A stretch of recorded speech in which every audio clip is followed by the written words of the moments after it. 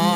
คงรู้สึกโดดเดี่ยวคงรู้สึกอ่างว่างโลกทั้งใบของคอยมันมืดกับด้านคิดอยู่อย่างเดียวตอนนี้อยากกลับบ้านออกมาใส่ชีวิตเดียวว่าใจกับยานความเครียดมาถาโถมแต่ละคืนนอนบ่หลับอยากจะลืมแต่กันลืมมาคิดคืนบ่ถนัดเฮาบ่ได้รวยเลยจำเป็นต้องประหยัดใส่สายคอเงินบ่เป็นทองมาประดับโคตรเมื่อยในใจตอนนี้ไผจะไม่เห็นภายนอกเข้มแข็งแต่ภายในแต่ทั้งเป็นเห็นยิ้มตลอดแค่สั่งภาพโปกปิดโลกเล่นตลกซีโพสเพศตัวเองต้องเฮ็ดจังใดจึงจะมีไฟต่อไปความเครียดแน่นอนมันมีผลต่อใจผ่านคำดูถูกจากของไผ่ต่อไผ่ตัดคนที่มีพิษใส่ชีวิตต่อไป